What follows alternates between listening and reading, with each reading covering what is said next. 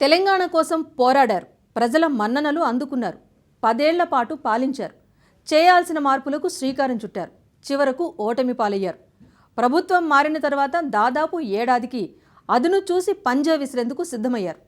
BRS అధినేత ఎప్పుడెప్పుడు బయటకొస్తారా అంటూ ఎదురు చూసిన గులాబీ సైన్యంలో జోష్ నింపేలా కేసీఆర్ తన ప్రోగ్రాంను ఫిక్స్ చేసుకున్నారు.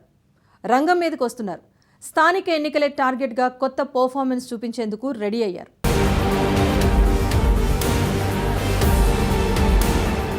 ఆ పార్టీ అసెంబ్లీ పార్లమెంట్ ఎన్నికల్లో ఓటమి పాలైంది. అయినా పర్లేదు, మాట వేసిన పులి పంజాలాగా గురిపెట్టారు. మాటలతోనే ఎవరినైనా ఆకర్షించుకునే తత్వం, అదరని బెదరని మాటల తూటాలతో మళ్లీ ప్రజల్లోకి రాబోతున్నాడు గులాబీ బాస్. ఎమ్మెల్సీ ఎన్నికల్లో పోటీకి నో చెబుతున్నా స్థానిక సంస్థల ఎన్నికల్లో మాత్రం సత్తా చాటుతామని తొడగొడుతున్నారు గులాబీ లీడర్. ప్రత్యేక తెలంగాణ ఏర్పడిన తర్వాత 10 సంవత్సరాల పాటు కేసీఆర్ తెలంగాణ ముఖ్యమంత్రిగా బాధ్యతలను నిర్వహించారు. అయితే 2023లో జరిగిన ఎన్నికల్లో కాంగ్రెస్ అధికారంలోకి రావడంతో బీఆర్ఎస్ ఓటమి పాలైంది. ఇలా కేసీఆర్ ఓడిపోయినప్పటి నుంచి కూడా పూర్తిగా తన ఫామ్ హౌస్ కి మాత్రమే పరిమితమయ్యారు. ఫామ్ హౌస్ కి పరిమితమైనప్పటికీ కేసీఆర్ పూర్తి స్థాయిలో రాజకీయాలను ఎప్పటికప్పుడు గమనిస్తూనే ఉన్నారు.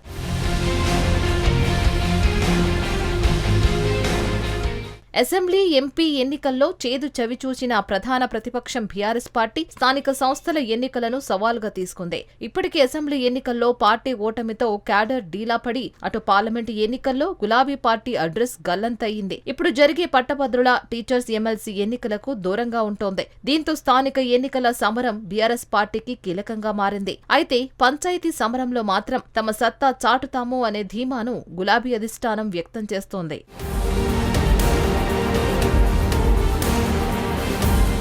అసెంబ్లీ ఎన్నికల్లో గ్రామీణ ప్రాంతాల్లో బీఆర్ఎస్ పార్టీకి చేదు ఫలితాలు వచ్చాయి.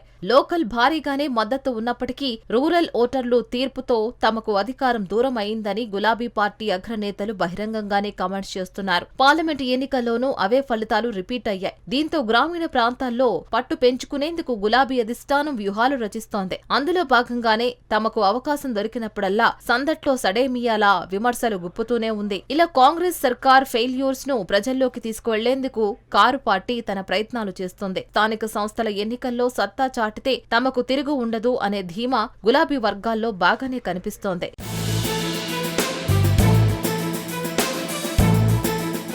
వరుస ఎన్నికల్లో ఓటమితో బీఆర్ఎస్ క్యాడర్ నైరాస్యంలో ఉంది. గ్రాడ్యుయేట్, టీచర్స్ ఎమ్మెల్సీ ఎన్నికల్లో పోటీ చేయలేని పరిస్థితి ఉంది. దీంతో లోకల్ బాడీ ఎన్నికల్లో సత్తా చాటకపోతే ఇబ్బందులు తప్పవని గులాబీ పార్టీలో అంతర్గత చర్చ నడుస్తోంది. కాంగ్రెస్ సర్కార్ అధికారంలోకి వచ్చి ఏడాది పూర్తయింది. మరోవైపు స్థానిక సంస్థల గడువు ముగిసి ఏడాది పూర్తి అవుతోంది. మరి ఈ నేపథ్యంలోనే త్వరలోనే స్థానిక సంస్థల ఎన్నికలు నిర్వహించేందుకు రాష్ట్ర సర్కార్ సిద్ధమవుతోంది.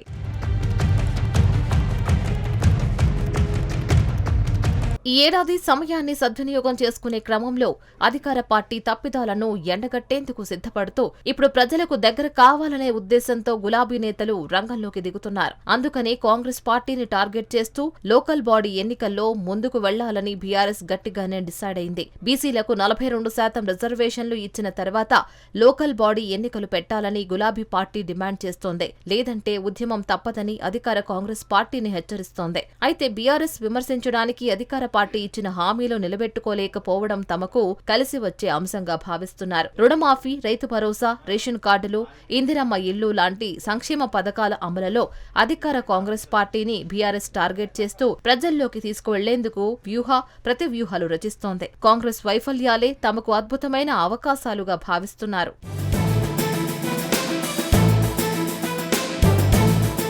వాస్తవంగా చెప్పాలంటే లోకల్ బాడీ ఎన్నికలు రాష్ట్రంలో ఏ పార్టీ అధికారంలో ఉంటే ఆ పార్టీకి అనుకూల ఫలితాలు వస్తాయి. అయితే ప్రస్తుతం ఉన్న పరిస్థితుల్లో మాత్రం స్థానిక ఎన్నికల్లో అధికార పార్టీ వైఫల్యాలు కలిసి వస్తాయని గులాబీ నాయకులు ఆశాభావం వ్యక్తం చేస్తుంటే అసెంబ్లీ ఎన్నికల కంటే ముందు తర్వాత గులాబీ క్యాడర్ కాంగ్రెస్ పార్టీలో చేరడం అధికార పార్టీకి ప్లస్ గా కనిపిస్తోంది. 10 మంది ఎమ్మెల్యేలు కాంగ్రెస్ కండువా కప్పుకోవడం స్థానిక ఎన్నికల్లో గెలుపుకు ఈజీ అని కాంగ్రెస్ భావిస్తోంది. అయితే రాష్ట్రంలో భిన్నమైన పరిస్థితులు ఉన్నాయని అది తమకు కలిసి వస్తుందని గులాబీ నేతలు అంటున్నారు. బీఆర్ఎస్ ఇప్పటికే రైతులకు మద్దతుగా రైతు దీక్షలు నిర్వహిస్తోంది. రైతు దీక్షలకు ప్రజలు స్పందన బాగానే కనిపిస్తోంది. అయినప్పటికీ ఇలాంటి పరిస్థితుల్లో బీఆర్ఎస్ ధీమా ఎంతవరకు సక్సెస్ అవుతుందోనని ఆ పార్టీ నేతల్లో గుబులు పుడుతోంది.